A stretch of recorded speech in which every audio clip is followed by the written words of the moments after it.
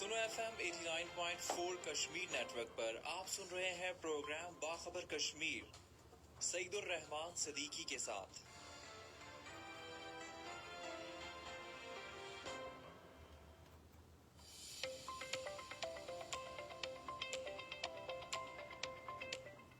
بسم اللہ الرحمن الرحیم، السلام علیکم۔ پروگرام باخبر کشمیر کے ساتھ میں ہوں آپ کا میزبان سعید الرحمان صدیقی۔ آج ہم گفتگو کریں گے مقبوضہ کشمیر میں تازہ ترین جو صورتحال ہے، اور یہ جو 2-3 دن پہلے میر وائز عمر فاروق کے گھر پہ مختلف مکاتب فکر کے علماء جمع ہوئے۔ میر وائز عمر فاروق نے ان کو گھر پہ جمع کیا، بلایا، جن میں بریلوی، دیوبندی، اہل تشیع اور باقی مسالک کے علماء موجود تھے۔ ان کو بلا کے ایک پیغام دیا اتحاد کا، محبت کا، بھائی چارے کا، اخوت کا، اور ایک بڑا زبردست ایک میسج تھا جو اتحاد امت کے حوالے سے تھا، جو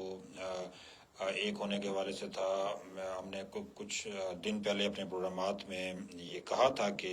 بھارتی خفیہ ایجنسیاں مقبوضہ کشمیر میں تمام حربوں سے ہار جانے کے بعد کشمیری مسلمانوں میں مذہبی منافرت پھیلانے کے لیے جو ہے وہ کوشاں ہو چکی ہیں، اور وہ بہت سارے ایسے پیجز کے ذریعے سے اور کچھ نام نہاد جو علماء کے ذریعے سے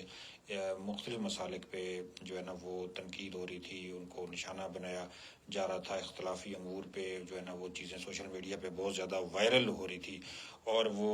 بھارتی خفیہ ایجنسیوں کی ظاہر کارستانی تھی، اور اس پہ کشمیر کے علماء نے بھی یہ بات کہی ہے۔ چنانچہ میر وائز عمر فاروق جو ہمیشہ سے امت کو جوڑنے کی بات کرتے ہیں، اتحاد امت کی کرتے ہیں بات، اور تمام مسالک کو یکجا کرنے کی ایک علامت ہیں، انہوں نے ان حالات میں فیصلہ کیا کہ متحدہ علماء کونسل جو ہے نا وہ بنائی جائے، اور تمام مکاتب فکر کے علماء، جس میں شیعہ، سنی، بریلوی، دیوبندی، اہل حدیث اور تمام مکاتب فکر وہاں اکٹھے ہوئے، اور آپس میں اتفاق رائے ہوا کہ کشمیر کے اندر جو اس وقت صورتحال کچھ خراب کرنے کی کوشش کی جا رہی ہوئی نہیں خراب۔ الحمدللہ کشمیر میں مذہبی منافرت نام کی چیز نہیں ہے، اور کشمیر میں کبھی بھی ایسا نہیں ہوا کہ مسلکی کوئی اختلاف ہوا ہو، یا کوئی اس پہ کوئی خدا نخواستہ کوئی واقعہ رونما ہوا ہو۔ کشمیر کی تاریخ آپ دیکھ لیں، تاریخ میں کبھی بھی ایسا نہیں ہوا۔ بھارتی فوج وہاں پہ اہل تشیع کو ہراساں کرتی ہے، امام بارگاہوں کو بند کرتی ہے، تالے لگائے ہوئے ہیں، جیسے اہل سنت کی مساجد کو لگائے ہوئے ہیں ایسے ہی اہل تشیع کی، اور 10 محرم الحرام کے جلوس سے پابندی ہے، اور یہ پابندی 1999 سے مسلسل ہے، اور اس سال تھوڑا سا انہوں نے 8 محرم کے جلوسوں پہ پابندی ختم کی تھی، لیکن پھر 10 محرم کے جلوس پہ پابندی عائد کر دی، اور 8 محرم کو جو فلسطینیوں کے ساتھ یکجہتی کے لیے احتجاج کیا کشمیر کے اہل تشیع نے، تو اس پہ بھی بے شمار اہل تشیع جو تھے عزادار، ان کو گرفتار کیا گیا، اور ان پہ کالے قوانین کے تحت مقدمات جو ہے نا درج کیے گئے۔ تو یہ وہ بھارت ہے جو اپنے آپ کو ایک بڑا جمہوری اور سیکولر ملک کہتا ہے، لیکن اب میرے خیال میں بھارت کو یہ کہنے کا جواز بھی نہیں ہے جب سے نریندر مودی کی فاسٹسٹ انتہا پسند حکومت وہاں پہ برسر اقتدار آئی ہے۔ تو یقیناً کشمیر میں مذہبی منافرت، کشمیر میں مسلکی منافرت بھی نہیں ہے اور مذہبی منافرت بھی نہیں ہے۔ کشمیری وہاں پہ جو سکھ کشمیری ہیں یا ہندو کشمیری ہیں، پنڈت ہیں، ان کے ساتھ بھی بڑے ایک مثالی مراسم کشمیریوں کے ہمیشہ سے جو ہے نا وہ رہے ہیں۔ بھارتی ایجنسیاں ہمیشہ سے کوشش کرتی رہتی ہیں کہ کشمیریوں کی جو جدوجہد ہے اس کو مذہبی رنگ جو ہے نا وہ دیا جائے، اور نفرت پھیلائی جائے، اور باقی مذاہب کے خلاف اس کو استعمال کرنے کی کوشش کی جائے، لیکن ہمیشہ بھارت اس پہ ایکسپوز ہوا ہے۔ ایسے ہی اہل تشیع کے حوالے سے جو بھارتی خفیہ ایجنسیوں نے ایک جو ہے نا منصوبہ بندی جو ہے نا وہ کی ہوئی تھی، وہ بھی بری طرح فیل ہو گئی جب میر وائز عمر فاروق نے تمام علماء کو اکٹھا کیا، اور تمام علماء نے اس بات پہ اتفاق کیا۔ ہمارے سوشل میڈیا پیجز پہ میر وائز کی میڈیا سے گفتگو بھی موجود ہے، سنو FM کشمیر کا جو فیس بک پیج ہے اس پہ بھی آپ دیکھ سکتے ہیں، ہمارے جو یوٹیوب چینل ہے اس پہ بھی آپ میر وائز کی گفتگو سن سکتے ہیں، اور تمام علماء کا اس والے سے جو اکٹھ تھا وہ دیکھ سکتے ہیں۔ وہ فوٹیج ہم نے اپنے پیجز پہ بھی اپلوڈ جو ہے نا وہ کی ہوئی ہے۔ تو یقیناً کشمیر کا مسئلہ جو ہے نا وہ تمام کشمیریوں کا مسئلہ ہے، اور بلا تفریق رنگ و نسل، مذہب، فرقہ، اور وہ واحد ایک ہی مسئلہ ہے، یعنی کشمیریوں کو اقوام متحدہ کی قراردادوں کے تحت حق خود ارادیت ملنا چاہیے، اور ان کو اپنی تقدیر کے بارے میں یہ فیصلہ کرنے کا اختیار ہونا چاہیے کہ انہوں نے اپنے مستقبل کا فیصلہ کیسے کرنا ہے، اور یہ اختیار جو ہے وہ اقوام متحدہ نے کشمیریوں کو دیا ہوا ہے، جس پہ ہندوستان پاکستان دونوں نے سر تسلیم خم کیا ہوا ہے۔ لیکن پاکستان وہ ملک ہے جو ہمیشہ سے کشمیریوں کی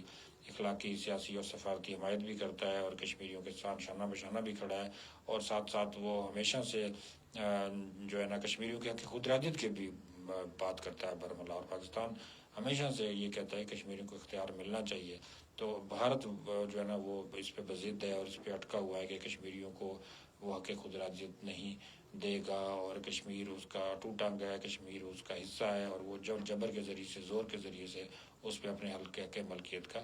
دعویٰ کرتا ہے, جو سراسر غلط ہے, جھوٹ ہے, اور کشمیری عوام کی مرضی اور منشا کے بالکل یکسر خلاف ہے. تو یہ تھوڑے سے حالات تھے تازہ ترین مقبوضہ کشمیر کے, جو کچھ اپڈیٹس تھے. میں چاہتا تھا کہ اپنے ناظرین سامعین تک ضرور پیش کریں. اب تھوڑا سا آزاد کشمیر کی جانب ہم بڑھتے ہیں.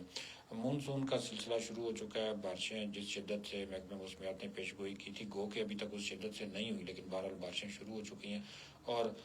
رات کی بارش کے بعد دارالحکومت مظفر آباد کا موسم میں قدرے حبس اور گرمی کی جو شدت تھی جو کل دن کو دیکھی گئی تھی وہ نہیں رہی, اور وہ زور جو گرمی کا تھا وہ ختم ہو گیا.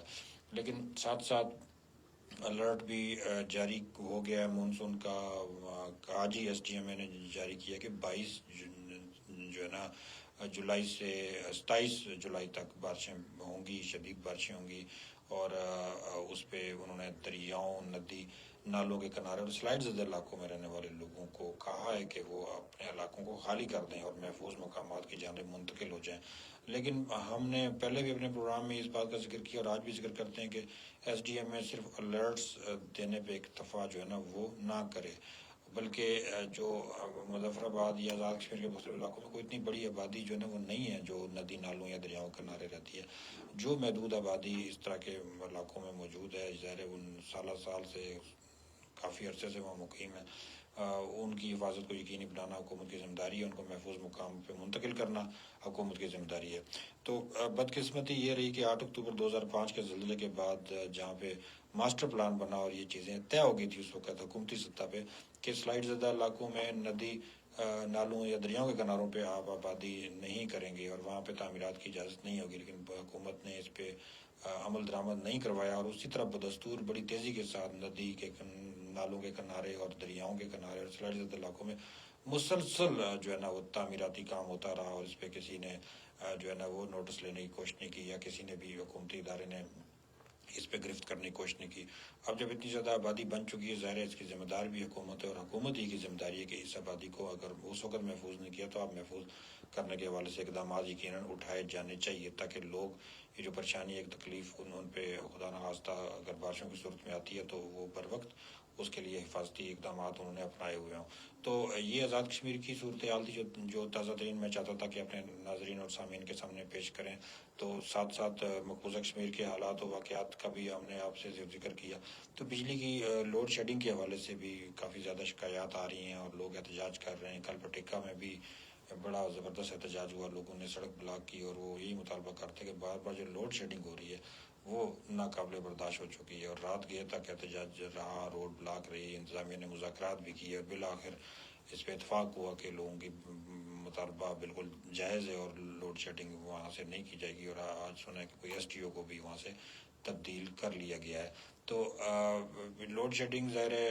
اس شدید گرمی میں ناقابل برداشت ہے, لوگوں کو ظاہر ہے بڑی مشکل پیش آتی ہے. مظفر آباد شہر کی بھی یہ صورتحال ہے کہ لوڈ شیڈنگ کا سلسلہ